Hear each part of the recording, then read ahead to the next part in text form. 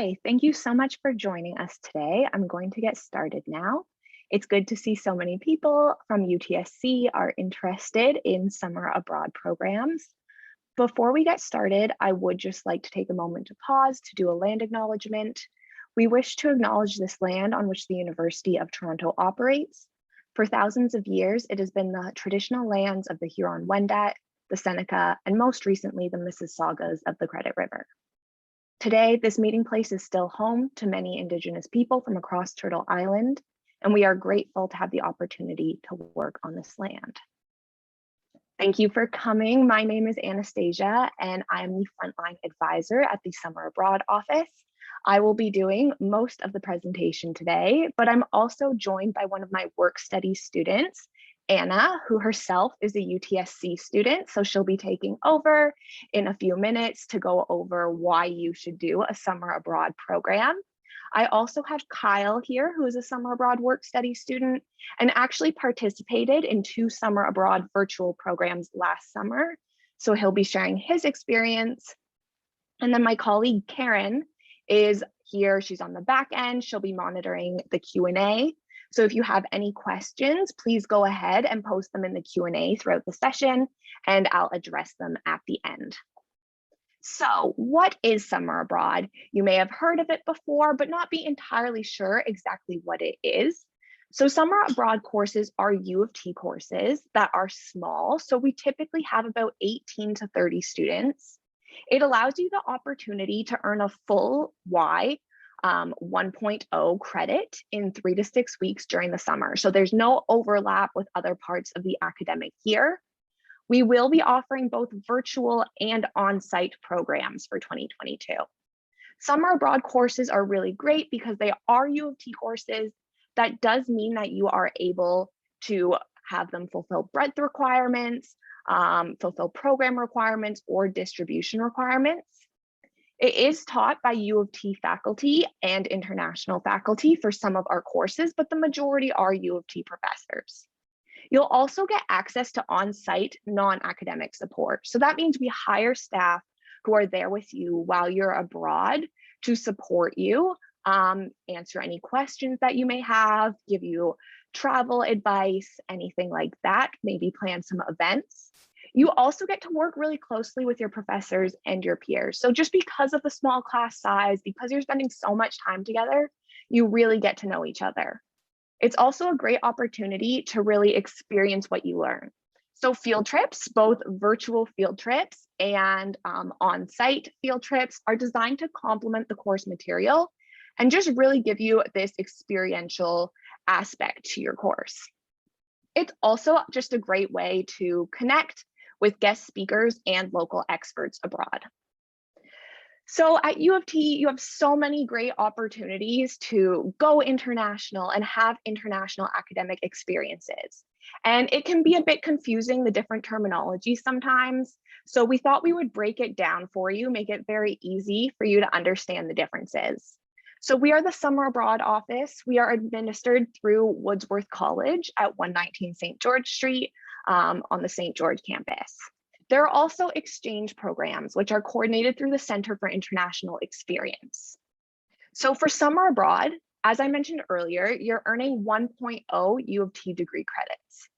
When you're doing an exchange, you're actually earning credits from a host institution. So you're registered at a university abroad, and then you transfer those credits back to your U of T degree when you come back the following semester.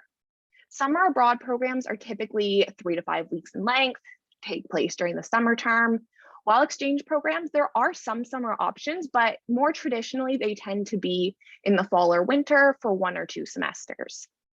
For summer abroad, you're part of a cohort with other U of T students, varying in size. So as I said, small, 18 to 30, but they're all fellow U of T students. When you do an exchange program, you actually attend classes at the host institution with students from that school, so local students who are registered there. Summer abroad courses are all taught in English, while when you do an exchange, because you're in another country at a local institution, some of their courses may be taught in the local language. And then summer abroad courses are designed specifically for the location. So when a summer abroad course is happening, it's really inspired by the area where it's taking place so that you can go out and have those experiential learning opportunities. On an exchange program, the course, it could be in a variety of subjects, and it's not necessarily related to the location or the country that you're in. For summer abroad, we do have those on-site staff members who are hired by our office to provide on-site support throughout the entire program, as well as provide some fun events for you too. On an exchange program, you're going to be supported by the local university staff. So those are just some key differences between summer abroad and exchange programs. In terms of the kinds of courses we provide, this just gives you an overview. This summer, we have 3 management business courses taking place. As well as for science abroad, we have the Switzerland program running, which is a physics course. The majority of our courses do tend to be in the humanities and the social sciences, and those are spread out across a range of different locations. Okay, so I'm just going to pass it over to Anna, who is going to tell you a little bit about why you should do a summer abroad program. Hello, everyone. I'm currently not allowed to share my video, but I will kind of go into why, as someone who's part of the Summer Abroad office, kind of my thoughts and general comments about virtual programs and the benefits before we go into before I allow Kyle to discuss his personal experiences with doing virtual programs. But basically, the first thing that I would like to highlight, in the Summer Abroad office would like to highlight, is specifically the fact is specifically associated with the cost. Virtual programs, there's 3 currently happening this year, are a fraction of the cost of a on-site summer abroad program, but it would be the same content and material being taught. And so you would still get that unique experience and unique cultural experience, but with half the cost associated, specifically because most of the professors have incorporated elements within the culture in order to gain that cultural understanding, whilst also potentially having certain walkthroughs. For instance, Kyle will go into it, but within his program specifically, there were instances where the professor was doing tours of local areas with summer abroad partners, and they were talking about the specific culture, and that was all brought into the program, even though it was a virtual program. The second benefit is obviously accessibility. Global education is something that is more and more considered to be an incredibly valuable tool, and it's something that employers want. And virtual programs allow you to gain that global experience within a space where you can kind of make your own schedule, because you're doing it virtually. You can do it from anywhere in the world, both whether you're an international student, so in your home country, or if you're a Canadian resident and in your home in Canada, but you're still gaining access to that global education. You're having a professor who's intimately knowledgeable about the specific location. For instance, if you're doing a program in China, they will have intimate knowledge of how China and the specific conditions within that area affect specifically a management course or a language course or whatever you decide. And so the accessibility is there. You don't have to make accommodations. You can do it right from the comfort of your home, and you can still gain that valuable global educational experience. Probably my favorite thing, and something that I also think that Kyle will talk a lot about, is the virtual field trips. This is probably the greatest benefit of the virtual programs, because they're curated specifically for your course, And also it gives you an opportunity to learn more about the specific place in which the program is set to occur. So for instance, if you're having a program in China or in South Korea, you'll have virtual field trips that go to different locations that discuss, maybe going to a specific cultural center, or going to a museum, or to a financial district, whatever it is. These virtual field trips kind of give you a glimpse into how your course relates to this specific country, and kind of goes back to that global education.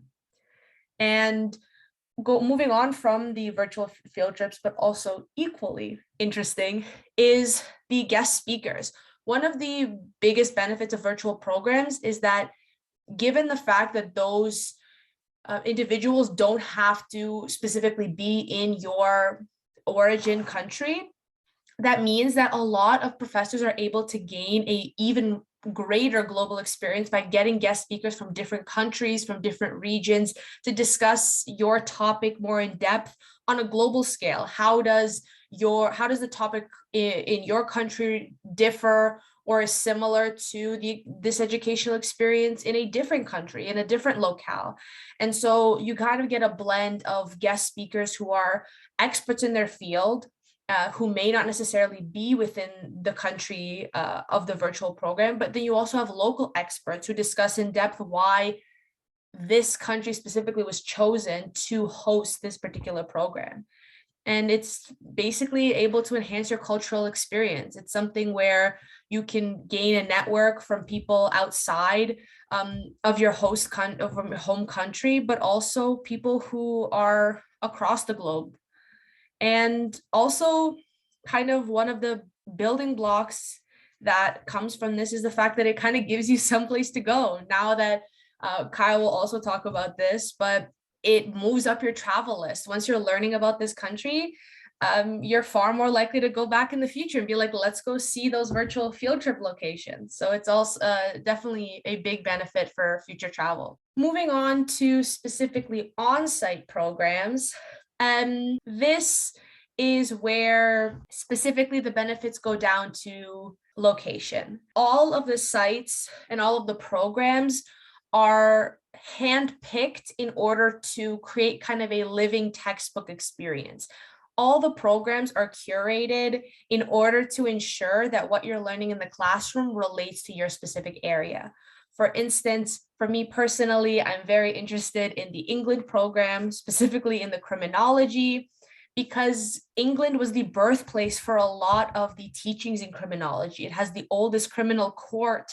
It was the leading provider of mental health and criminalization, and kind of moving past the criminalizing of mental illness and moving forward into a new area of education and of compassion for these individuals. And that's something that you only get by going to those locations and seeing those specific sites. And this kind of experience is also fun because you get to go to a new place, and ultimately it's less stressful because U of T provides everything for you. If I'm planning a trip to England or France or Italy, I have to do all the work myself to find all these spots and get acclimated to the culture. But with U of T, with summer abroad, everything's provided for you. Accommodations are taken care of. The field trips are completely planned out. And even all of the activities are curated specifically by your professor, who is an expert in your field and can show you kind of the ins and outs of the city that you wouldn't have otherwise gotten. And similarly, as I mentioned before in the virtual program, for the on-site program, it's all about becoming a global citizen. In the world now, because of globalization, because of the interconnectedness of our world, more and more employers are looking to see you stand out and looking to see that you are expanding your horizons and growing your worldview and learning that there are different ways of studying a subject, and those cultural differences are important. And doing an on-site program allows you to immerse yourself specifically within the culture. The last two are more about the interpersonal experiences. On-site programs, one, allow you to potentially go abroad for the first time. You're learning about how to be independent, how to live on your own, how to navigate a new learning environment, and ultimately kind of learn how to build connections. And this kind of goes on to the last point, which is creation of long-term friendships.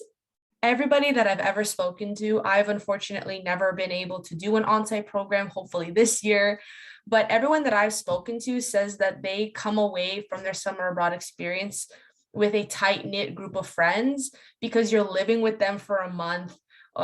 You're living, in close quarters, and you're learning more about these different people with different backgrounds. And most of them are U of T students. So you may come home and you still can build those connections further. You're asking yourself, where can I do my summer abroad program? Good question.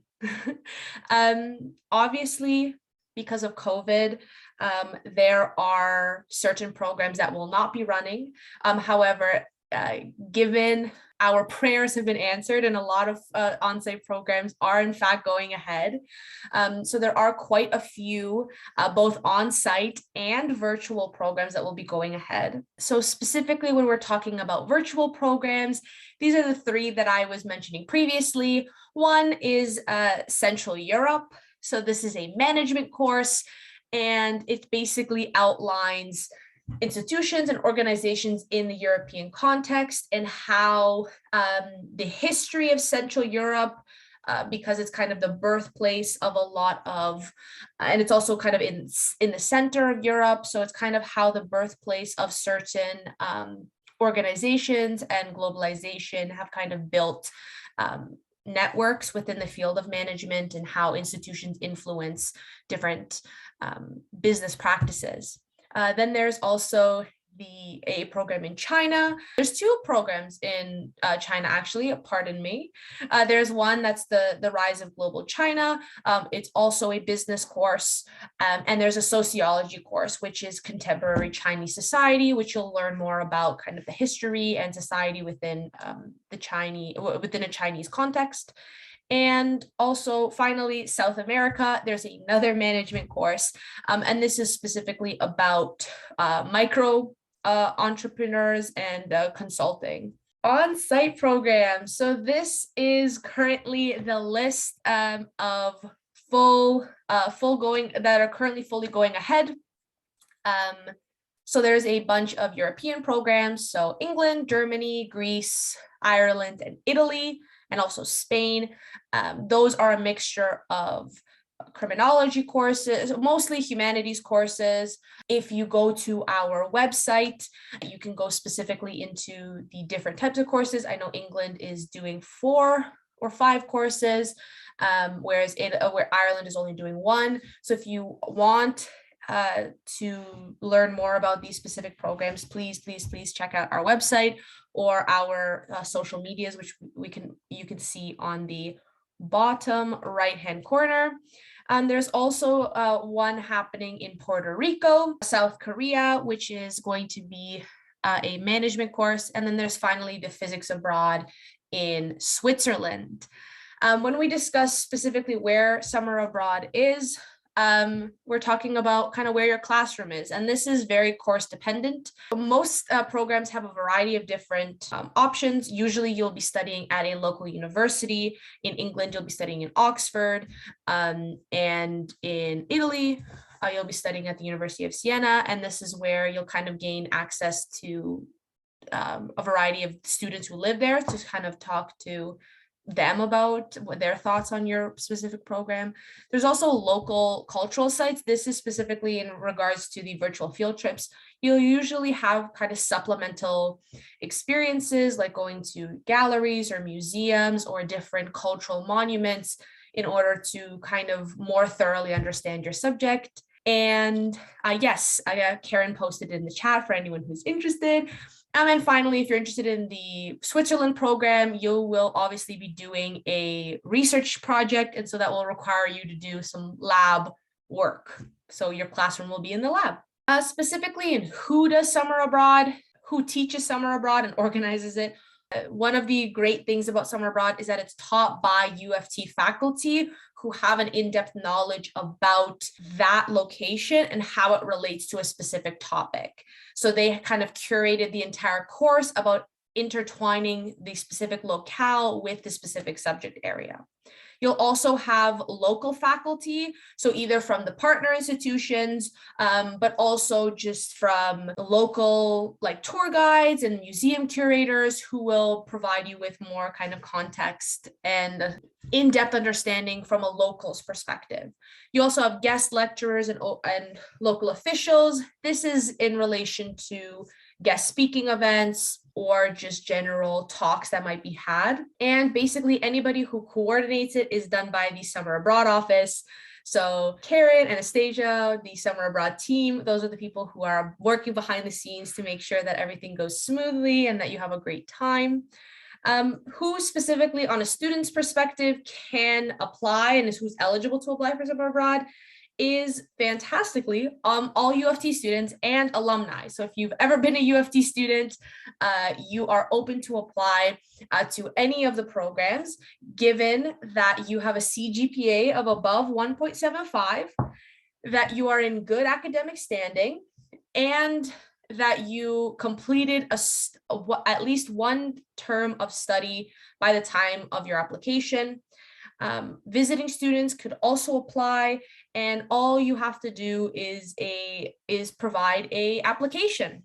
To discuss specifically the application process, as well as giving his own personal experiences doing 2 virtual programs, I am very happy to introduce my colleague, Kyle. Thank you for being here, Kyle. Hello, thank you for having me. My name is Kyle. It's my pleasure to speak to all of our UTSC peers in terms of our summer abroad program. I'm currently in my first year and I study in public policy and political science. I have a fun fact that I want to share with you that I applied and got accepted to 2 programs back to 2020. One was in South Africa and the other one was in England. However, as you may know, that it was all canceled. So last year, I took 2 virtual summer abroad programs as my colleague Anna just introduced. One is JPA 331, which should held in South Korea, and the other one is management course. So at the beginning stage, I did not expect too much from the virtual program, but because I thought it would be like as similar as the regular online course, because like consider about doing the course on Zoom, what difference can be. However, that was the excellent summer course that I have ever taken. So the first advantage of like taking virtual program is the class size. Also, this also apply to all the like in-person programs. So in regular U of T class, even there was like some synchronous course, consider about the course size, you can barely form a touch with other class members and instructors. However, like virtual summer abroad program are totally different. Small class size allows us to interact with each other. And both summer program itself was very interactive for the both course. I did not feel I was doing a remote learning because I have opportunity to participate in many discussions. In terms of discussion, we can push back or adding points to other classmates' idea, and we can discuss with professor, with instructor directly. That's what awesome. So I know many of you may think or may concern that completing 1.0 full credit is very intense, consider about only 3 weeks. But I can assure you that I really had a seamless learning experience. For the 2 courses I taken, it should be like a social science course or management course. You don't need to like take too much time to practice something over and over again. So seamless experience is really important to understand. Like for example, for the JPA 331 I took, it's really important to understand like China's rise in whole as a whole system. So you learn everything new every day and you connect them, all the content together. And especially when you get a chance social with all other class members and work with all other class members, like doing something every day is really meaningful to you. I still remember that in JPA 331 course that many Chinese students created a WeChat group, and we also helped other students sign up WeChat and adding them together so they can use WeChat and we can discuss our coursework together over there.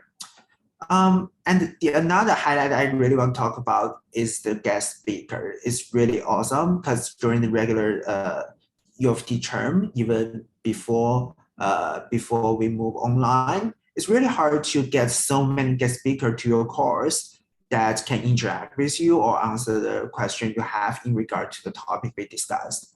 So in terms of guest speaker, we do not listen to them teaching, like we do not only listen to them teaching and lecturing, and we had so many time to interact with them. So in both courses I taken, we had many awesome guest speakers almost like every other day.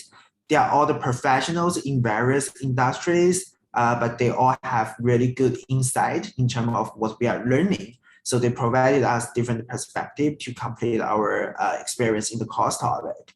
And for the virtual field trip, it was really awesome.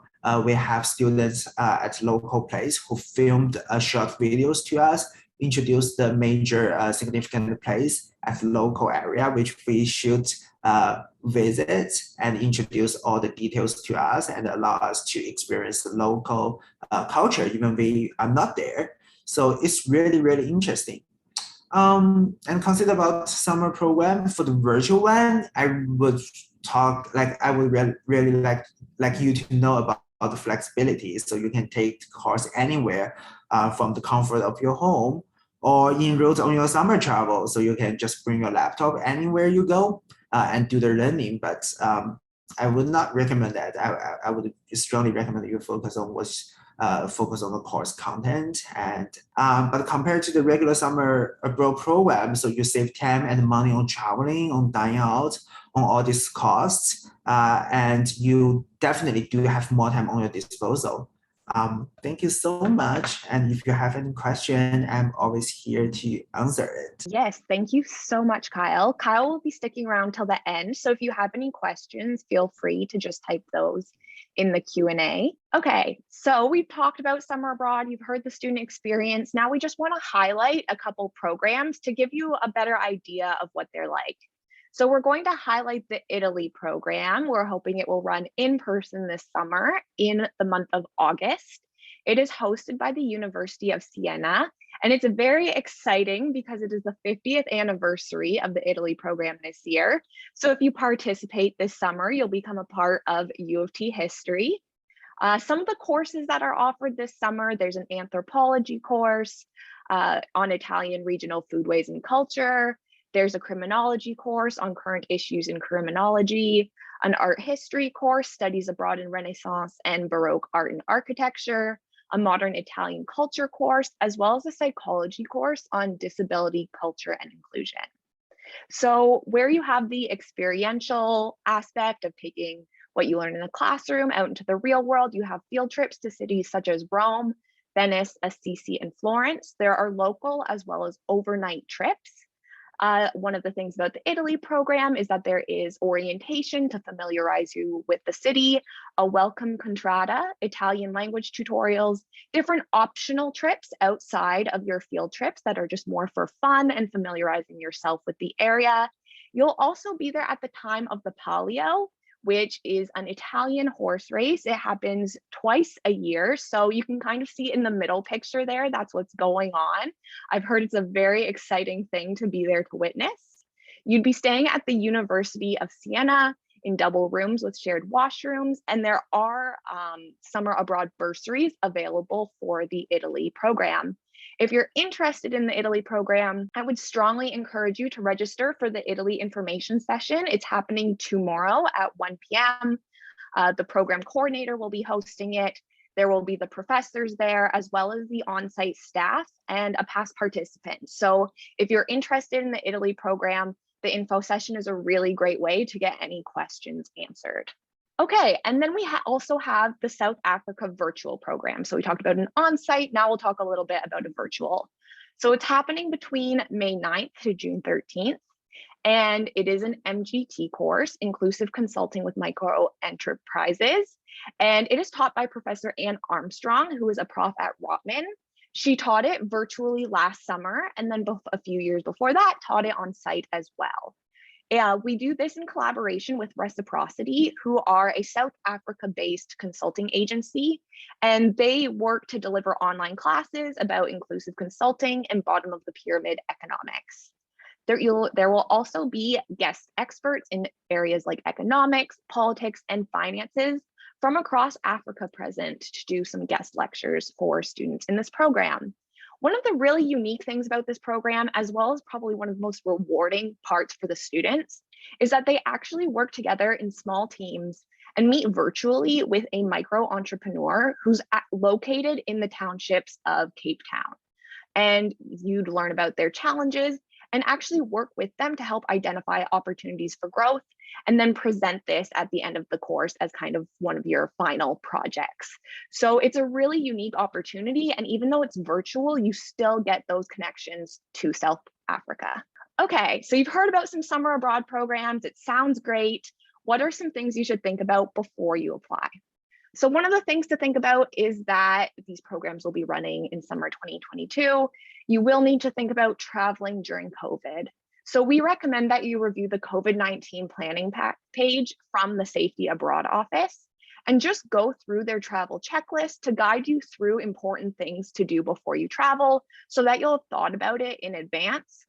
You do have to be fully vaccinated with a COVID-19 vaccine series as indicated on the Global Affairs Canada travel advisories.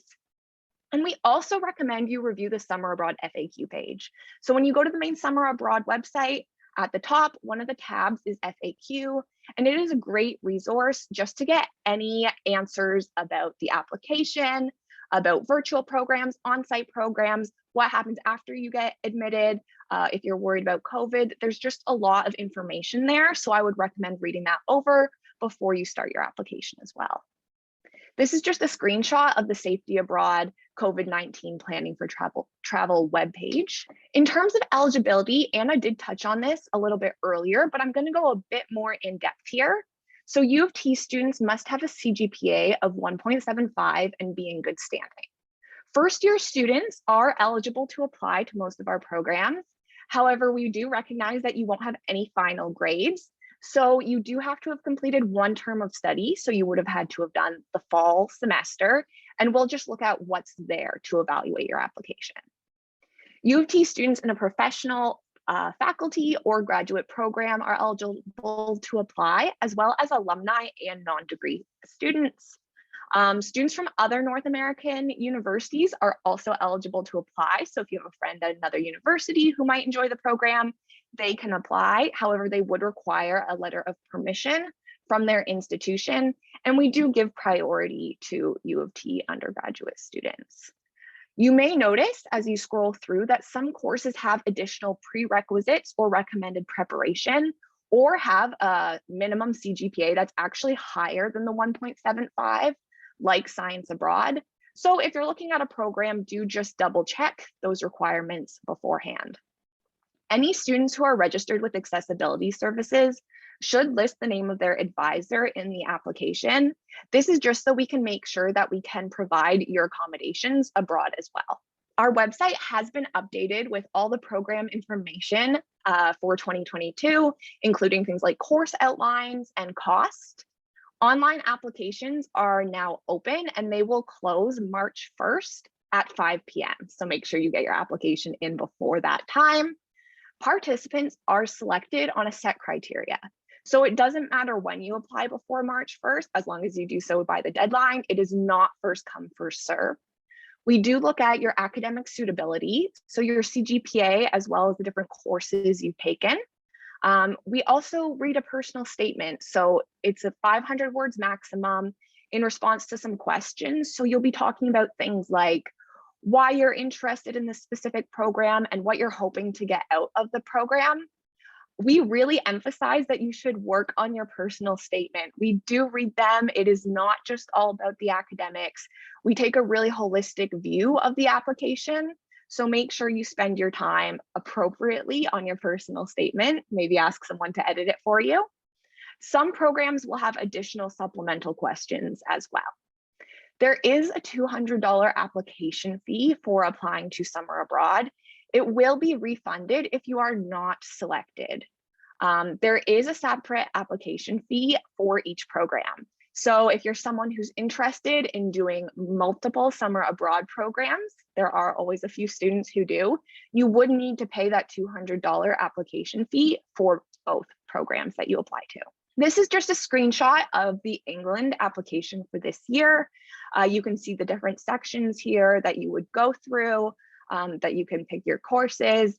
You'll note that you do pay your application fee at the end once you've had the opportunity to review your application, but you do have to go back in after you pay your application fee and submit your application. So that's something important to note, and you will get a confirmation email that you've submitted it. Admission decisions will be sent out in late March to early April, and they are sent out on a program by program basis. So if you have a friend who has been admitted to another program and they get theirs and you haven't heard, don't worry, yours will come out with the other admission notifications from your program.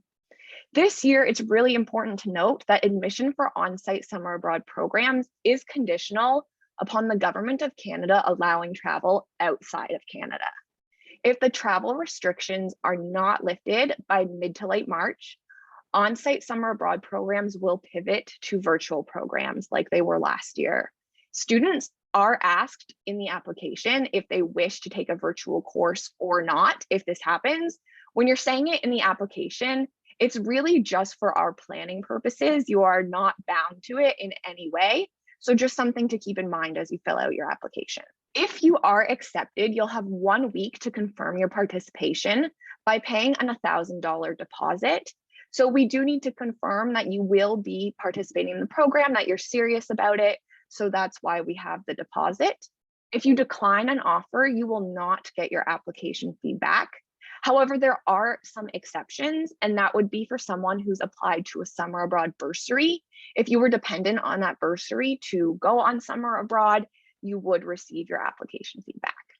And then remaining fees are due roughly 4 weeks after the deposit is due. This does vary by program, and you'll get specific information and specific dates within when you get your acceptance. Okay, it's really important to think about financing your summer abroad. Keeping in mind, overall costs do vary quite a bit depending on the program that you are interested in. So virtual programs for domestic students vary from about $2,000 to around $3,000. For international students, virtual program costs vary from around $3,000 to $4,000. For on-site programs for domestic students, it ranges from around $4,000 to $10,000. And then for international students, it ranges from around $5,000 to $11,000. Keeping that in mind, we would recommend you start budgeting now as final payments are due in April and May. We do provide summer abroad bursaries. They're available for on-site programs only.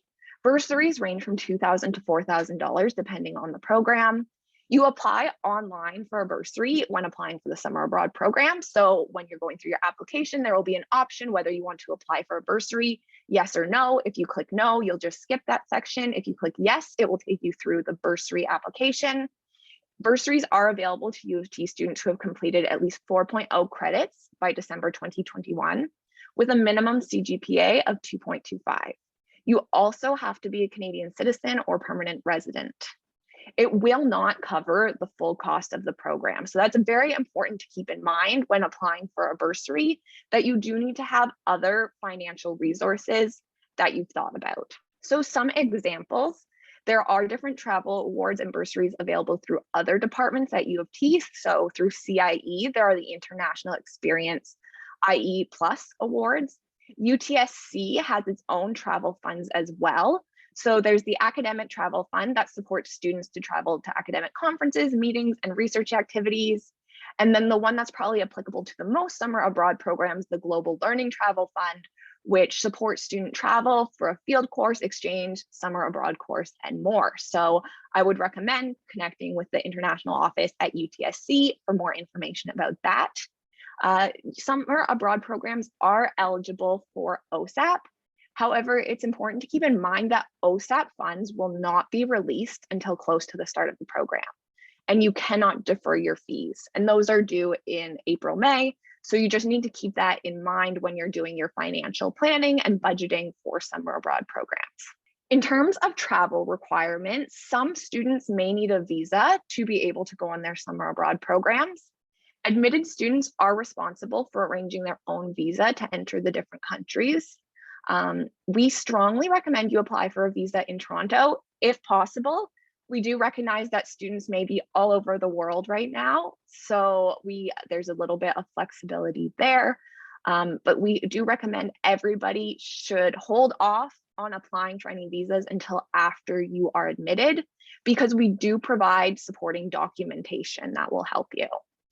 If you don't receive a visa in time, you will not be able to participate, unfortunately, and you would not qualify for a refund. So for COVID-related travel requirements, that's also something very important to just keep an eye on. We, the Summer Abroad Office, are continuing to monitor the different entry requirements and policies, and will share information with students as it becomes available. We encourage students individually to review entry requirements at the destinations that you're interested in to make sure that you would qualify and be able to go. And we also just recommend you routinely check Global Affairs Canada for any updates. If you have questions and would like some peer advising, you've heard from two of our peers today, Anna and Kyle, but the rest of our students also do drop-in hours. So if you have a quick question about an application, about a program, these are students who have done summer abroad programs or who have applied and can provide you with some advice or guidance or their thoughts. And it's very informal. You just pop in, chat with them. They're very friendly, and you can just do that on Zoom. The information is here. It can also be found on the events page of our website. Okay, so we're wrapping up the information session. If you have any final questions, I would recommend you just start putting them in the Q&A now. If you need more information, you can go to our website, summerabroad.utoronto.ca. Virtual information sessions have been happening. So if you've missed some that have happened earlier, the recordings will be added to our website within a couple days. There are a few more happening into next week, so you can check out the events page of our website and register for those. You can follow us on Instagram just to stay updated on what's happening and get reminders about deadlines and such. You can also subscribe to The Summary, our monthly e-newsletter. If you have really specific questions about your individual situation, you can book an appointment with a summer abroad advisor. There are different summer abroad coordinators for each of the programs, and they can sit down with you and just chat about any specific questions that you have. I recommend you create a summer abroad account. That's how you go in through our application system and just take a look around at the application. You can also contact us via email at summer.abroad@utoronto.ca. Okay, thank you everyone for attending. I'll just give it a minute to see if any questions. I'd like to thank Kyle and Anna for making the time to be here today to kind of share that student experience with us, as well as Karen for helping out on the back end, and our colleagues at UTSC for collaborating with us on this. They're also a great resource if you have any questions going forward. They can help point you in the right direction as well. Thank you everyone for attending, and I hope you have a great rest of your day.